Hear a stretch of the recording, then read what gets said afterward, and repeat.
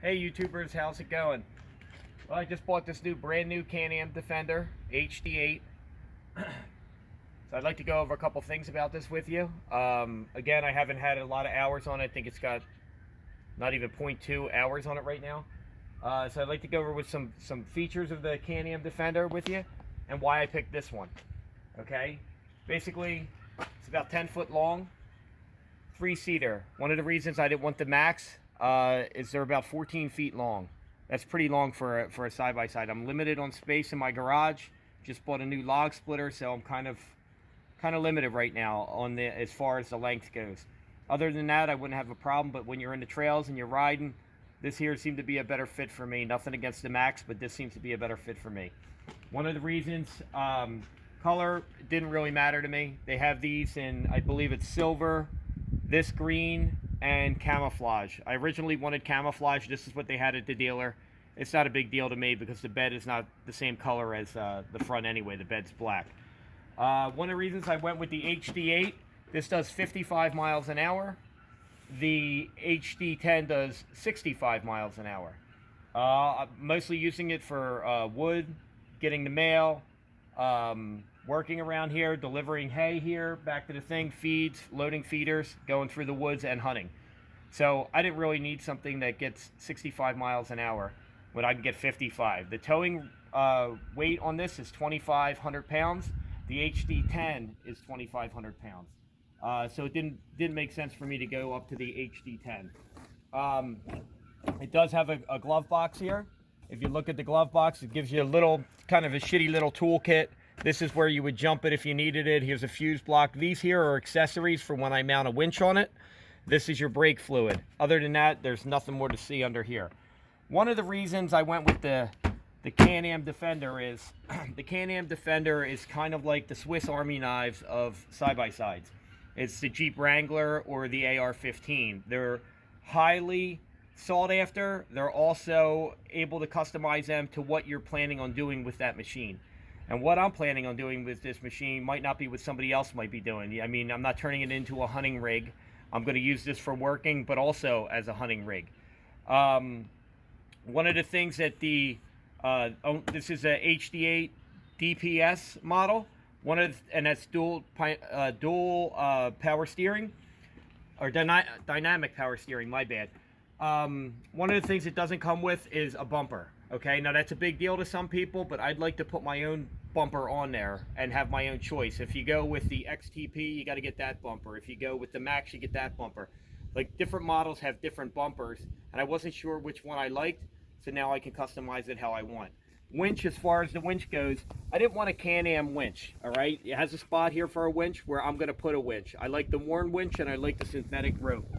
It can be a 4,500 pounder. That's fine with me. It's not a problem. This here steel. Hey, kitty.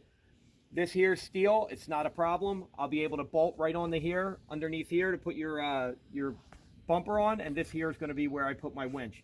Everything's already cut out for the roller fair lead, and the winch holes are already pre-drilled. So it makes it pretty simple. It's like a plug-and-play option.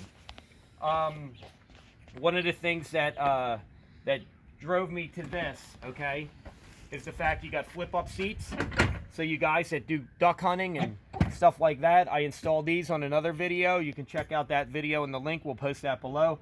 These are gun holders by Copeland, courtesy of Snyder Motorsports in Texas. We ordered that. This is perfect here to get a dog in here. Even if you wanted to put a little dog crate in here or something like that, you're taking a hunting dog out, you got some decoys, something like that, and your bed's filled or whatever. One of the things I do, not quite sure if I like it or don't like it. They have this little toolbox on here. It's kind of like a dash kit. It's somewhat waterproof, but not 100% waterproof. Every time somebody shows one of these on a YouTube video, they say they either like it or they hate it. And I'm not quite sure either way on what I like. Now, it's hard to judge what the size is unless you know what you're seeing. So just for a size, this is a Sig Sauer P365. That's how that would go in there. Okay, it's a P365 with extended mag. So you can see that there's plenty of room in there for a handgun. You can shut it up, no problem, and keep your handgun in there. You can put a magnet in there if you wanted it, and that'll hold it as well. One of the gimmicks, and again, I don't know if it's a gimmick, but it seems to be a thing. This comes out. You could take it with you, and then it locks back in. All you do is put it in here, and you push this thing down, and by pushing that down, it locks it.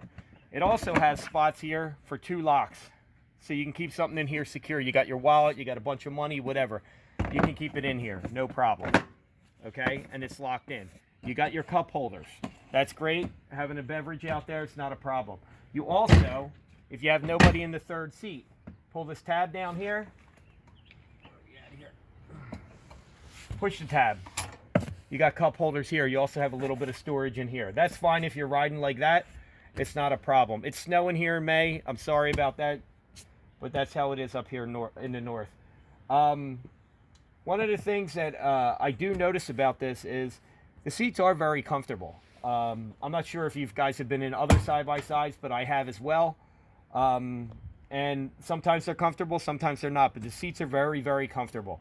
One thing that I do like about the Can-Am is I'm a size 13, and some of the ones you had to almost turn your foot to get it in, and then once you were in, you were good.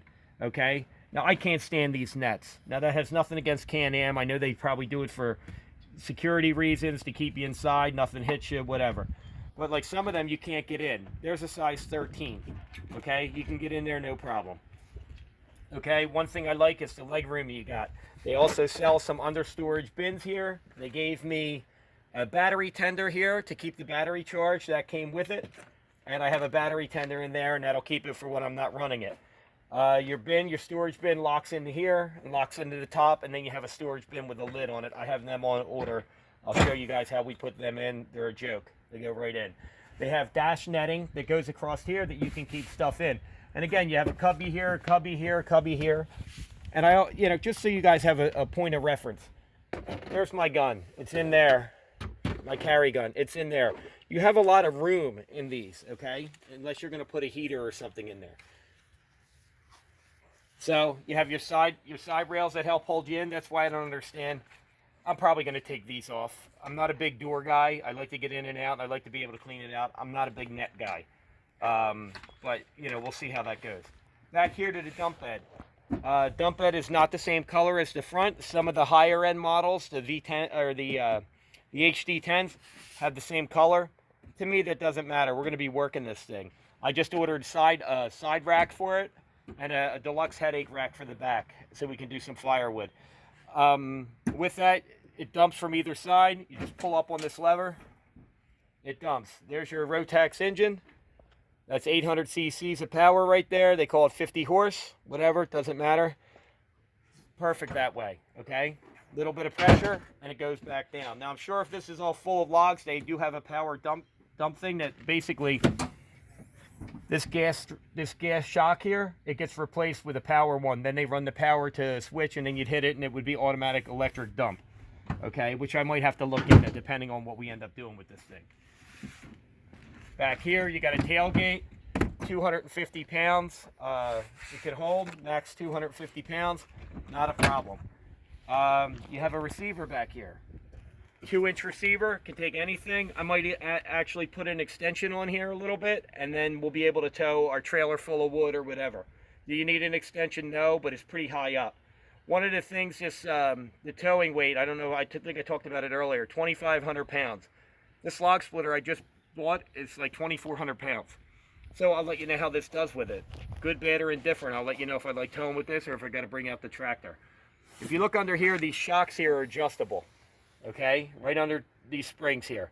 So basically, what you do is you take the weight off the bottom. You put here, and then they give you a spanner wrench in that cheap toolkit they give you, and you turn this. And basically, every click either raises or lowers it or stiffens the suspension. So what's nice about that is I have it all the way up. I have about 13 inches or so of ground clearance under here. When it's at its bottom, it's about 11. So you get about 2.5 inches, maybe 2 inches of ground clearance out of those shocks. So I have mine all the way up. I know I'm going to be using it because it's going to have a lot of weight in the bed. So I have no problem keeping a stiffer suspension. If you look here, you got a lot of grease zerks on here. I did notice there's a lot of grease zerks here for the grease. Keep everything from squeaking, especially when you power wash these when they get muddy. I only took this through the neighbor's field and it's already muddy.